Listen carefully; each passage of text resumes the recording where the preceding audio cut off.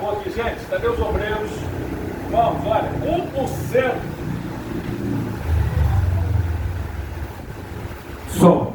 Amém, obrigado. Eu tenho dito, vou repetir, tá? Que o obreiro ora com os olhos abertos. Obreiro na porta é posição de lado para ver o interior da igreja, para ver o exterior, a rua. Tenho orientado isso, né? Repito mais uma vez, para ficar bem grifado, memorizado, em nome de Jesus. Amém? Bom, amados, está tranquilo, obrigado. O texto lido, muito conhecido e muito pregado, conta a história da cura do cego de Jericó. Na verdade, o texto escolhido foi Marcos, ele está em Mateus e também em Lucas, ou nos evangelhos ou evangelistas sinópticos, né? Sinônimos ou parecidos. E nós encontramos em Mateus 2 cegos. E aqui em Marcos e Lucas fala de um. Contradição em uma. Porque aonde há 2 há 1. E Marcos aqui, que eu escolhi para ler, falou de um, muito provavelmente, que foi o que mais se destacou. Até lhe dar o nome. Lhe chama pelo nome, Bartimeu, filho de Timeu. Outra aparente contradição é que Mateus e Marcos fala que enquanto ele saía, bota aí no versículo 46, de Jericó, e foram para Jericó. Quando ele saía de Jericó, Lucas diz que quando ele se aproximava de Jericó, contradição nenhuma também, porque havia 2 Jericós, né, pastor Marinho?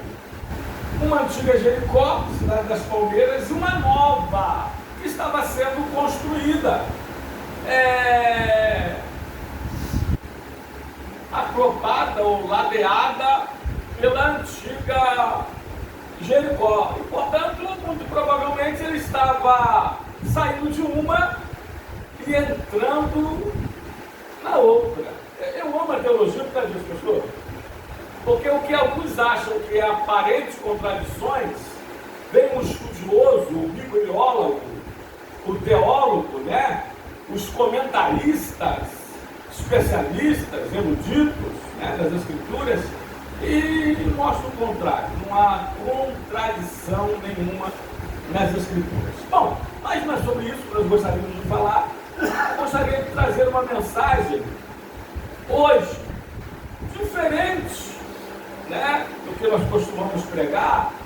Eu acho que 90-95% de nossas mensagens são mensagens doutrinárias. A minoria é mensagem evangelística. Ao contrário do pastor Marinho, a gente se completa aqui, né?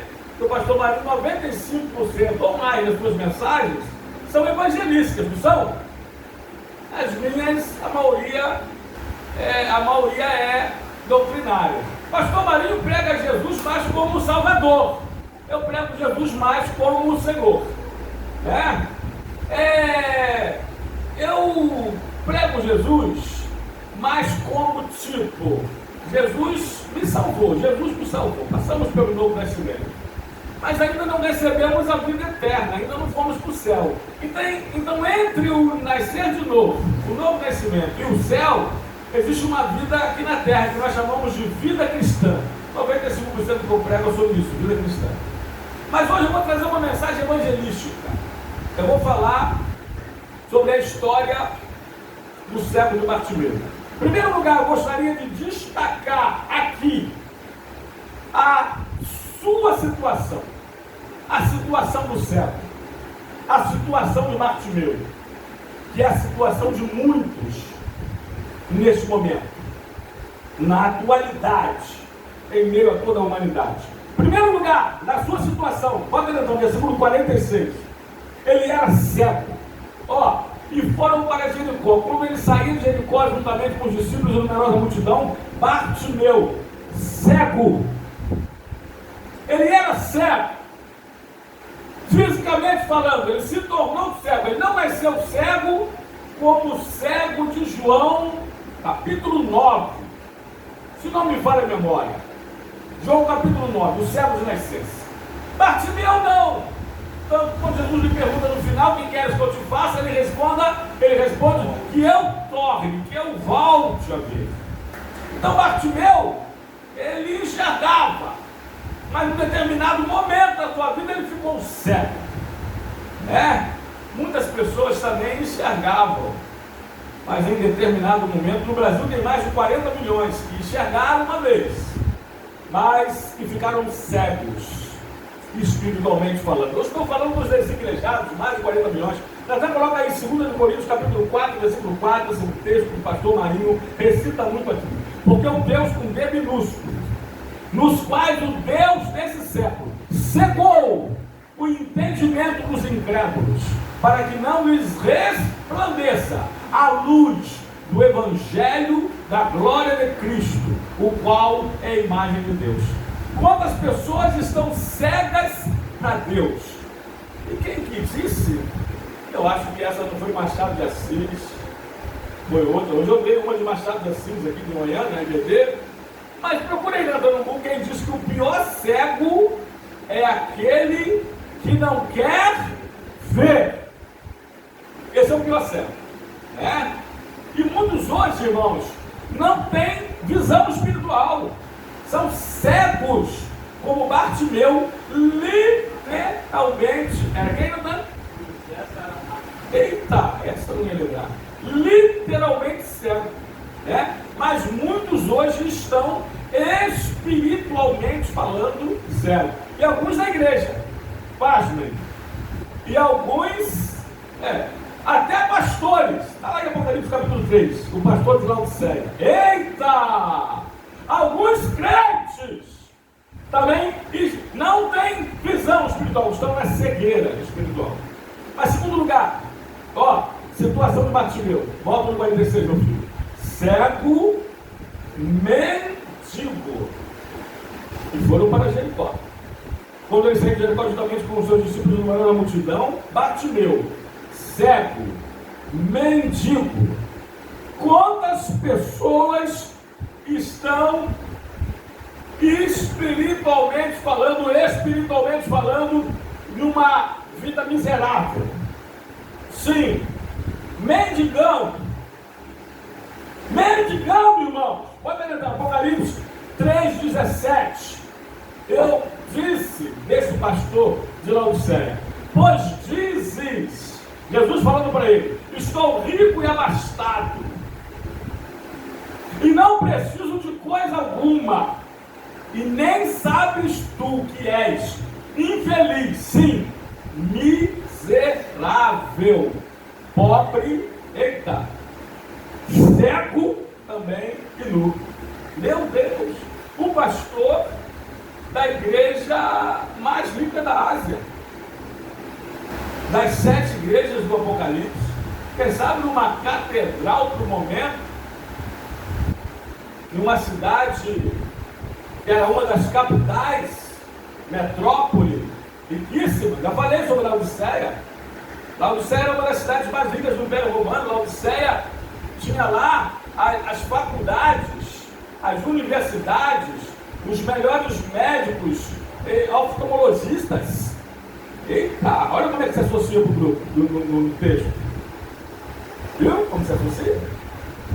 Lá havia as fábricas, as indústrias, os comércios têxteis, roupas, as mais lindas, de grife, de marca, estavam lá, em Laodiceia. E lá havia algumas minas de ouro. Eita, bota no 18, Natan. Meu Jesus, só vocês associarem, olha. Aí Jesus falou assim: aconselho de que de mim compres ouro refinado pelo fogo, porque o ouro, e de riquezas, verdadeiramente, porque o ouro que você tem só enriquece sua conta bancária, Só engorda o seu bolso, pode engordar até seu corpo, mas não te torna rico verdadeiramente. Aconselho que compres de mim também vestiduras brancas. Lembra das fábricas, indústrias e comércios textos? A fim de que te vistas, para que não seja manifesta a vergonha da tua nudez. Pode vestir roupa de marca, de grife, pastor. Terno de 10 mil. Mas você está precisando de vestiduras divinas, vestes celestiais. E colírio, eita! Deu para entender? E colírio, a fim de que veja. Porque antes ele falou o que antes, no 17, então? Porque tu és miserável. Sim, pobre, cego e nu. Agora eu vou entender melhor, entendeu? Era a igreja mais rica, ao mesmo tempo mais pobre. Mais rica da matéria, mais pobre espiritualmente falando. Mais rica do mundo, mas pobre de Deus. Há muitas horas assim também. Eita, e como há? Não é verdade? Então a situação de Bartimeu, sua situação, em primeiro lugar, cego. Segundo, miserável. Só que Bartimeu não é literalmente falando, materialmente falando. Em terceiro lugar, à beira do caminho. Bota no 46. E foram para Jericó. Quando ele saía de Jericó, juntamente com os discípulos e numerosa multidão, Bartimeu, cego, mendigo, Bartimeu, filho de Timeu, estava sentado à beira do caminho, à margem da sociedade. Amém? Situação de muitas pessoas hoje, cegas, espiritualmente falando. Tem crente cego, tem pastor cego, tem irmã cega, tem irmãos cegos, miseráveis. O homem mais pobre do mundo é qual o mais pobre do mundo? É o homem que só tem dinheiro, muito dinheiro, mas nada mais além de dinheiro. Ele tem tudo que o dinheiro pode comprar, mas as coisas mais importantes do mundo, o dinheiro não pode comprar. Vamos lá? O dinheiro pode comprar amor? Ah, duvido. Tem até algumas brincadeiras aí, uns memes, né? Uma menina com 18 anos, linda de viver, perfeita, mais que perfeita, sem exagero, né? Um velho de 80 anos, velho da lancha, riquíssimo, né? Aí, pessoal, o amor é lindo. Eita, o amor do dinheiro. 1 Timóteo 6,10. Bom, o que o dinheiro não pode comprar são as coisas mais importantes do mundo. O dinheiro pode comprar alegria? Pode nada, compra animação, empolgação, compra bebidas, uísque envelhecido, compra drogas, mas alegria não. Pode comprar felicidade? Compra nada. As coisas mais importantes o dinheiro não pode comprar, as mais importantes. Amém, amado? Então tem muita gente aí riquíssimo e miserável, pobre. E Bartimeu, terceiro lugar da sua situação, estava à beira do caminho. Quantos estão? Vamos, à beira do caminho não é no caminho. A beira do caminho é a margem do caminho. A margem é o quê? A margem é o quê? Quem está na margem é o quê? Eita! Marginal. A margem do caminho.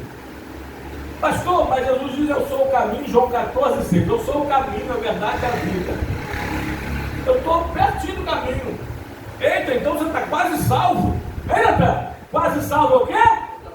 Quase salvo, é totalmente perdido. Não existe quase salvo, irmão. É totalmente perdido. Você está à beira do caminho. Precisa entrar no meio do caminho. Precisa entrar, adentrar, caminhar no caminho, que é Jesus Cristo. E assim a situação de muita gente. Meu Deus, cego, mendigo e à beira do caminho. Em segundo lugar, nós vemos aqui em Bartimeu, além da sua situação dramática, trágica, né? Em segundo lugar, nós vemos a sua oportunidade. Eita! Começar a melhorar. Em primeiro lugar, a oportunidade de ouvir. Por que de ouvir? Porque ele não enxergava. Sabia quando você tem uma deficiência em um sentido, o outro ou os outros ficam mais apurados?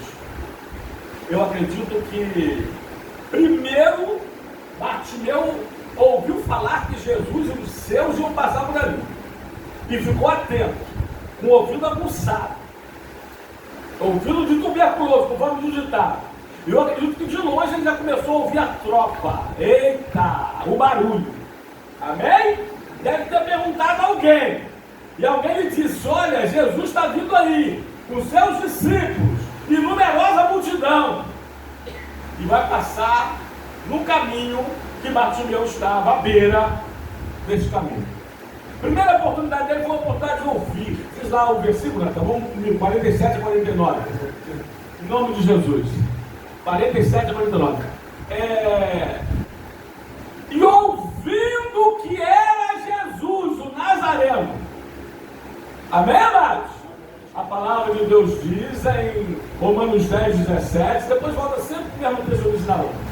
10, 17, Romanos 10, 17 diz que a fé vem pelo quê? A fé vem pelo ouvir e ouvir a palavra de Deus. Não vamos nos meter muito nesse ponto, não, porque nós já falamos aqui, explicamos até que você pode pecar, que nós podemos pecar com os ouvidos. Nós podemos pecar com a audição. Cuidado com aquilo que você dá ouvido, com aquilo que você dá atenção, dá audição. Cuidado com aquilo pelo qual você é todo ouvido. Fala, eu te ouço. Cuidado com aquilo que você é todo orelhão, com o que você gosta de ouvir. Perigo, irmãos, aquilo que a gente gosta de ouvir. Tem que atentar para aquilo que a gente precisa ouvir. Amém, amados? Essa é uma realidade. Peraí, vamos lá. É bom ouvir elogio? É bom, não é? Mas cuidado, que tem elogio perigoso. Eita, verdade ou mentira? Tem elogio que está mais para lisonjeio. E tem lisonjeio que está mais para cantada. Eita, verdade ou mentira? Então até nisso você tem que ter cuidado. Então, primeiro lugar aqui, na oportunidade de Bartimeu, ele teve a oportunidade de ouvir, e ouvindo que era Jesus. Segundo lugar, ele teve a oportunidade de clamar. E clamar é o que mesmo? Clamar é o que, irmãos? Gritar por socorro. O texto continua e diz assim: e ouvindo que era Jesus, o Nazareno, pôs-se a clamar, a gritar, porque imagina o barulho da multidão, as pessoas querendo se aproximar de Jesus, os apóstolos, né, pastor, os discípulos meio que de guarda-costas. Lembra da história da mulher, 12 anos com fluxo de sangue, que luta para encostar em Jesus, para tocar na orla, lá nos pés das suas vestes? E os discípulos falam: Senhor, vê que a multidão te aperta e ainda perguntas quem me tocou? Olha, lembra dessa passagem? Marcos capítulo 5. Muito bem, amados. Mas o Bartimeu, ele não via, mas ele ouvia. Ou melhor, ele não via, mas ele ouvia.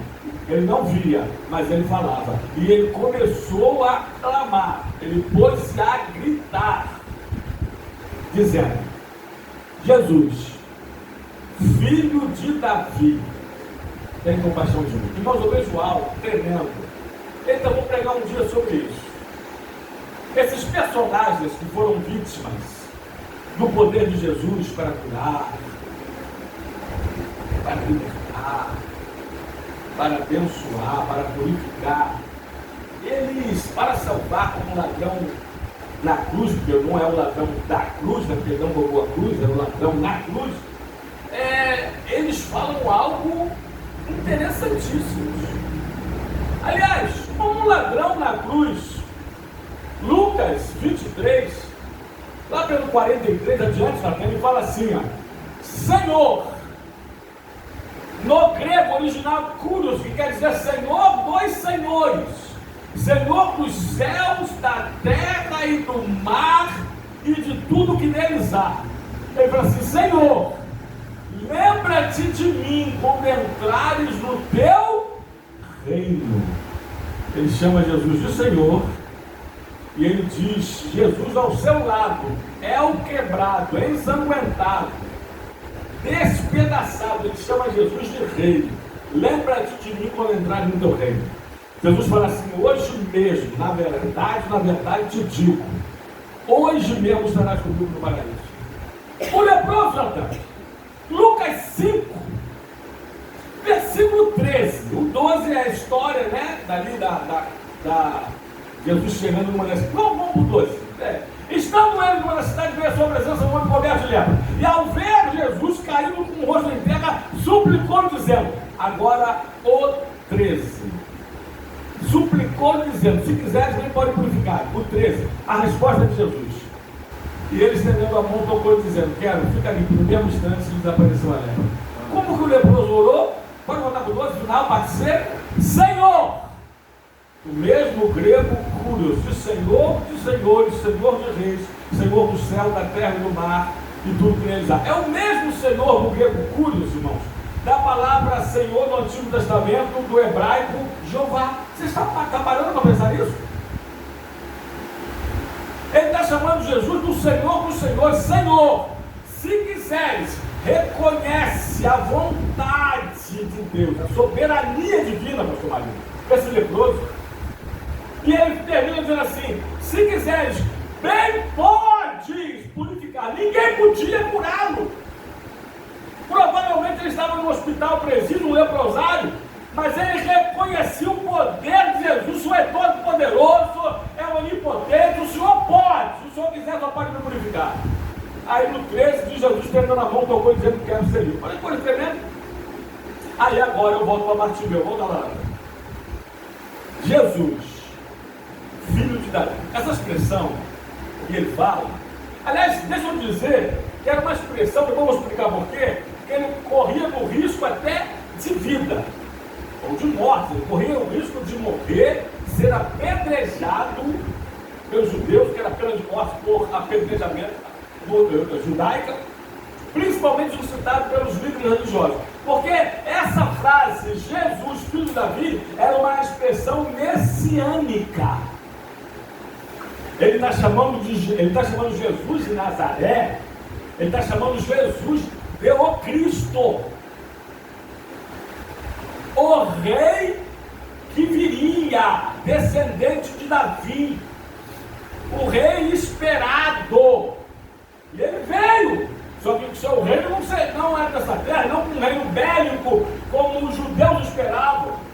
Ele vai vir na sua segunda vida. Na sua primeira vida ele veio montado num jumentinho, na sua segunda vida ele virá num cavalo branco. Na sua vida ele veio como servo, na sua segunda vida como Senhor. Na sua segunda vida ele virá como rei. Na sua primeira vida ele foi coroado com espinhos, na sua segunda vida ele será coroado com poder, honra e glória. Na sua primeira vida ele veio como uma ovelha muda para o matadouro. Na sua segunda vida ele virá como leão da tribo de Judá. Vocês estão entendendo, amados? O cego Bartimeu está chamando Jesus de Cristo, o Messias prometido, o rei esperado, descendente de Davi, da aliança davídica que Deus faz com Davi e Samuel. Segura ali, Samuel. Grave isso aqui. É uma expressão fortíssima. Então ele passou a clamar, mas ele não saiu gritando estridentemente, não. Ele disse: Jesus, filho de Davi, tem compaixão de mim. Que maravilha. Irmãos, nós precisamos saber orar. Nós precisamos, na oração de abertura, a gente ora: Senhor, receba a nossa adoração, responda a nossa oração e fale ao nosso coração. Mas eu tenho cuidado de pedir: Senhor, receba a nossa adoração. Adoração sincera, adoração verdadeira. E Deus procura adoradores que o adorem o Espírito em verdade. O Senhor recebe. Porque se existe adoração verdadeira, existe adoração que é falsa.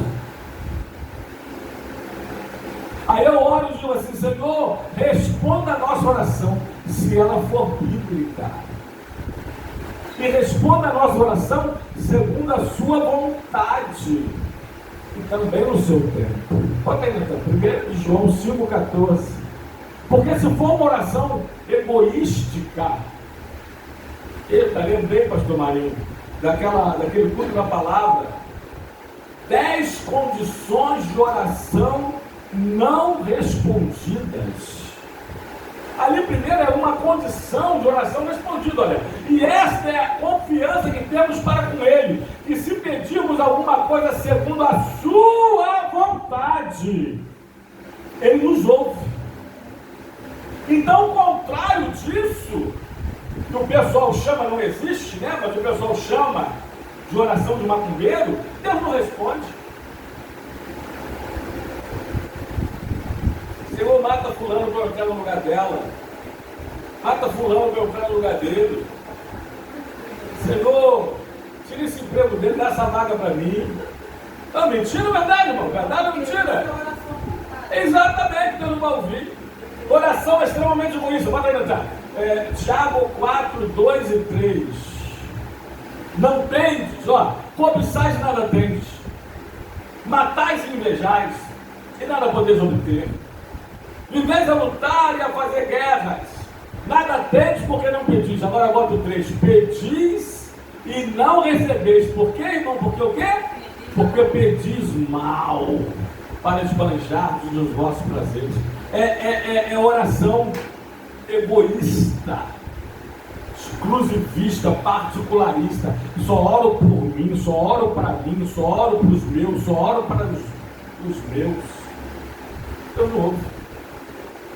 Isso é um dos 10 motivos de oração, uma das 10 condições de oração não respondida. É oração não intercessória. Eu já disse aqui, vou repetir, que toda oração que se preza, que toda oração bíblica, ela tem 5 partes. Adoração. Tem gente que já começa a orar pedindo. Ela tem adoração, ela tem gratidão, ela tem confissão, ela tem petição. Também tem. E ela tem intercessão, que é pedir pelos outros. E o texto mais clássico de intercessão atendida na hora, nós podemos assim dizer, é o de Jó, capítulo 10, capítulo 42, versículo 10, né? E Deus mudou a sorte de Jó e lhe deu em dobro tudo quanto ele tinha antes, quando esse orava pelos seus amigos. Diga-se de passagem. Então, até clamar, nós precisamos ter. Como Bartimeu, Senhor. Jesus, filho de Davi, tem compaixão de mim. Amém, amados? Então, o segundo lugar aqui é a sua oportunidade, a oportunidade de ouvir, a oportunidade de clamar. Vai ver, Jeremias 33, 3. Clama-me e responder-te-ei e anunciar-te-ei coisas grandes e firmes que não sabes. Tenta botar na outra tradução. Que vai estar clama. Terceiro lugar, a oportunidade que ele teve de ser chamado. Eita, bota no 48, aqui 49. E muitos o repreendiam para que se calasse. E quantos vão te repreender para que você não fale, para que você fale? Aliás, irmãos, quantas das vezes nós já nos desanimamos de orar? Parece que oramos, deve ter um ditado assim, quanto mais eu oro, mais assombração me aparece, não tem? E quantas das vezes você ora e você quer para ontem, que nós já ensinamos aqui também, né? E Deus está te esperando, que é para amanhã, te fazendo, te preparando, saber esperar. E você às vezes desanima. Tentaram desanimar Bartimeu. Mas o que eu queria destacar não é isso. No versículo seguinte, Natan, no 49, diz assim, olha, parou Jesus. Jesus parou. E todo mundo para com ele. Parou para pensar nisso? Ele parou tudo, a multidão. A grande multidão, além dos discípulos, para chamar Bartimeu. Parou Jesus de chamar-lhe. Chamaram então o cego, dizendo: tem de bom ânimo, levanta-te, porque Jesus te chama. Terceira oportunidade que ele teve, além de ouvir, além de clamar, ele teve a oportunidade ímpar, o privilégio único, o privilégio ali de ser chamado pelo Senhor. Ah, se acontece. Hoje nós temos ceia. Temos que importar a mensagem. Agrava isso aqui. Deus tem chamado. Deus tem me chamado. Há duas grandes chamadas do Senhor. Chamada geral e a chamada específica. Existe uma chamada para salvação. Existe uma chamada para a missão. Deus chama todos para a salvação. Chama todos os povos para que se arrependam. Grava isso aqui. Deus chama todos. Aliás, Natan, Mateus 11, 28. Disse Jesus: vinde a mim todos os que estão cansados e sobrecarregados, eu os aliviarei. Ele está chamando a todos ali para a salvação. É chamada geral. Mas em alguns casos, pastor Marinho, minha igreja amada, Jesus chama alguns para a missão. Eita, Deus chama dessas duas formas, desde as páginas douradas, veterotestamentárias, como costuma falar o pastor Marinho, não é verdade? Deus tem chamado. Tanto a chamada geral para a salvação, como a chamada específica para a missão. Tem uma chamada específica de todas as chamadas específicas para a missão, tanto no Antigo como no Novo Testamento. Eu amo uma demais. Até porque, me perdoe vocês, tá? Mas eu me identifico muito com ela. Jeremias 1,5. Jeremias 1,5. Deus chama Jeremias para a missão de profeta, desde o ventre da sua mãe. Antes que eu te formasse no ventre materno, eu te conheci. Eu tenho esse grande mistério. Porque te conheci, aí nós temos a presciência, né? E antes que saísse da madre, te consagrei. Grave isso aqui. Porque te conheci, te consagrei. E te constituí profeta às nações. Mas grave isso aqui. Deus, em primeira instância, em primeiro lugar, Ele tem uma chamada geral, pastor. Ele tem uma chamada para todos, para a salvação.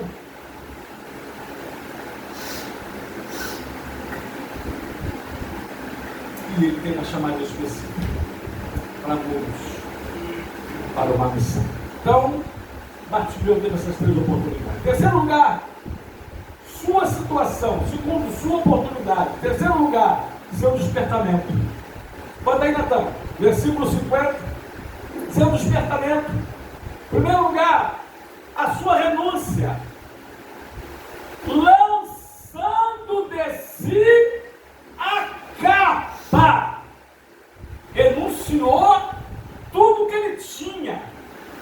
Tudo que ele tinha na sua capa. Não vai dar tempo também para falar. Mas a capa era a casa dele, era a roupa dele, era a cama dele, era a coberta dele, era a proteção dele, era a propriedade dele, era a posse dele, era tudo que ele tinha. Lançando de si a capa. Eita, era outra mensagem. Qual capa que você tem que lançar fora?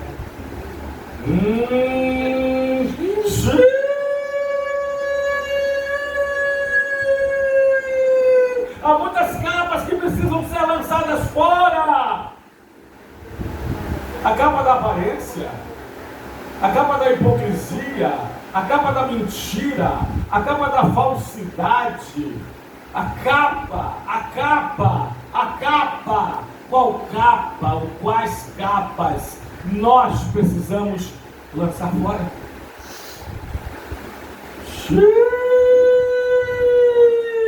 Capa da religiosidade. Tem muitas capas. Era outra mensagem, falta 10 minutos. Mas, em primeiro lugar, aqui no seu despertamento, ele se renunciou. É como quem diz, olha, a capa, grave aqui, talvez a caneca e talvez a muleta, ou talvez não, porque pode ser que depositasse a esmola até mesmo na sua capa, mas ele está dizendo o seguinte: eu não vou precisar mais disso, eu não vou mendigar mais, porque Jesus, o filho de Davi, o Cristo, ele está me chamando. Aleluia, Deus.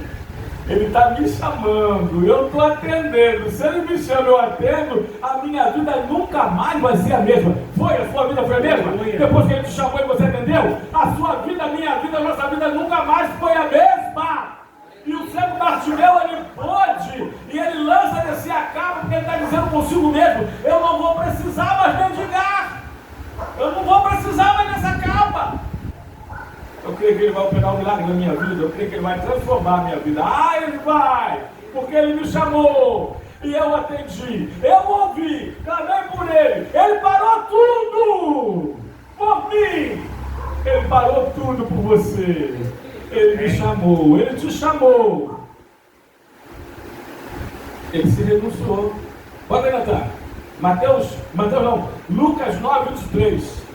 E Jesus dizia a todos: se alguém quer vir após mim, se denuncie, lance a sua capa, jogue fora a sua capa, jogue fora a sua capa, lance-se a capa. Lançando-se a capa. Assim mesmo, se negue, se renuncie. Dia a dia, tome a sua cruz. Depois vem siga. Primeiro se resolva. Primeiro se renuncie. Primeiro lance fora essa capa. Aí você siga. Aí você vem. Eu não trabalho com hipocrisia. Eu não trabalho com aparências. Eu não trabalho com falsidade, eu não trabalho com religiosidade, eu não trabalho com tititi, eu não trabalho com disse-me-disse, eu não trabalho com capa, não trabalho com capa. Volta lá no texto, verso 50. Sou despertamento, segundo lugar, sua decisão.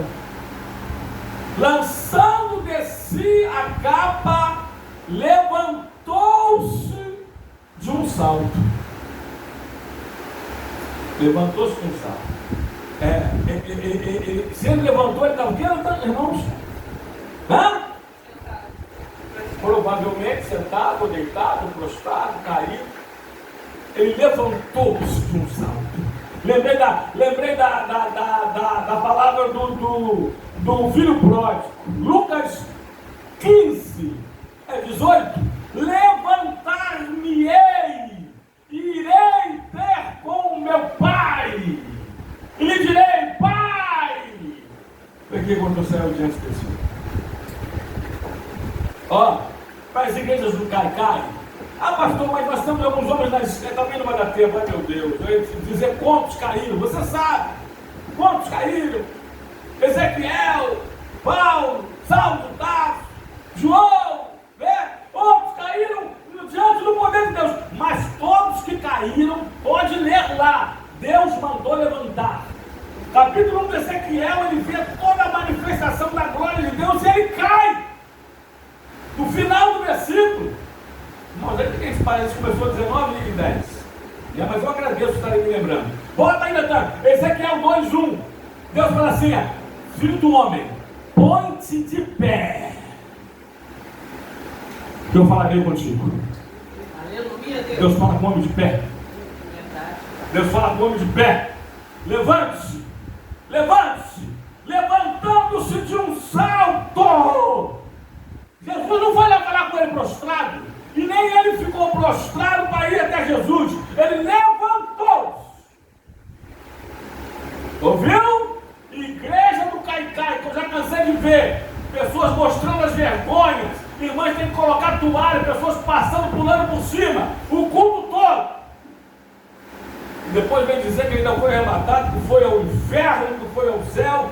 Meu Deus do céu, nem Paulo foi proibido. Conheço um homem que no corpo, fora do corpo, não sei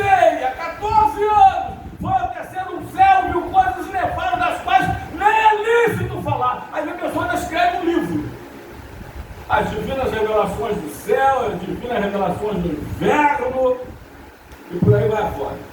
Agora tem uma maluca aí, uma pastora missionária, sei lá.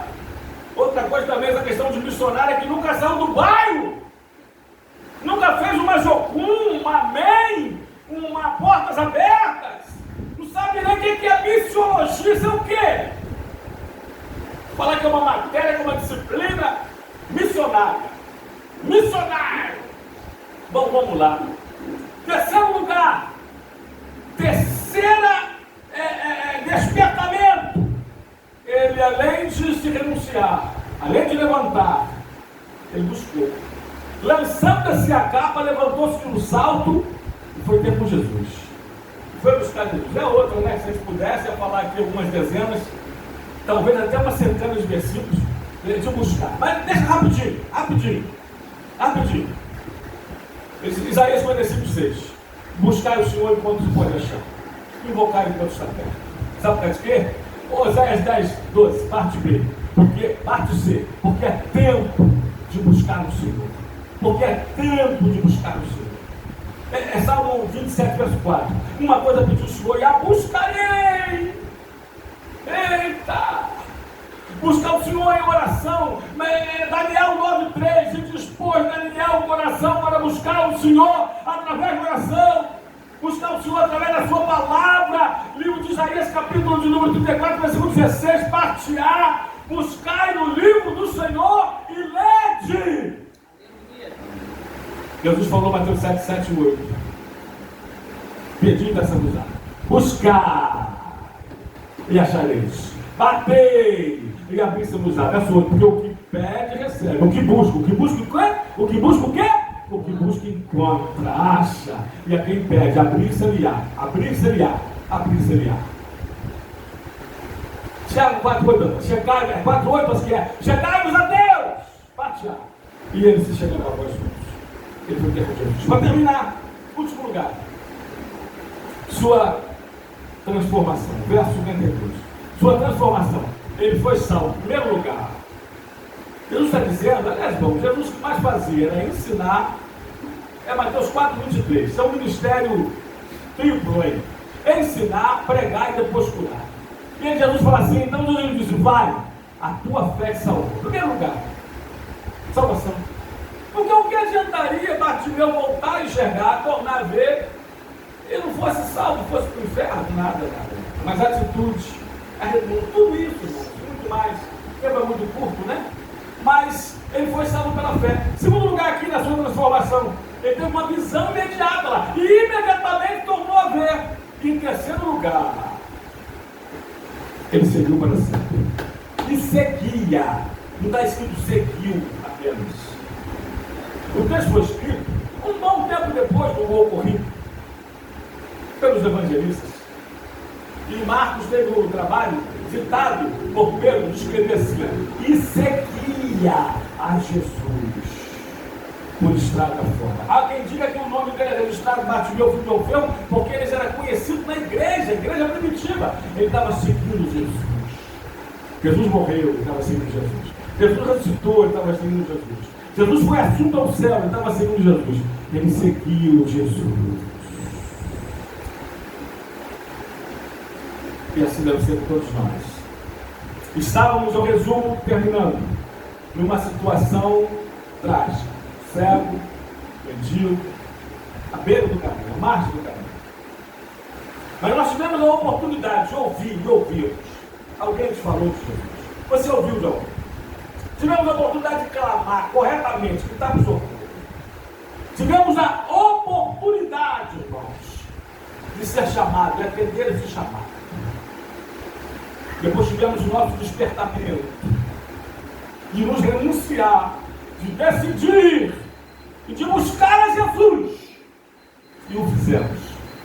E o Senhor nos salvou, nos deu visão. A irmã aí cantou hoje uma língua que eu gosto muito quando ela canta. Olha, Natal, último versículo, 2 Coríntios 5:7. Nós não vivemos por circunstância, vivemos por vista. Aleluia. Visto que andamos por fé e não pelo que vemos. E a partir daí, Nós seguimos a Jesus. Você pode aplaudir o Senhor essa noite?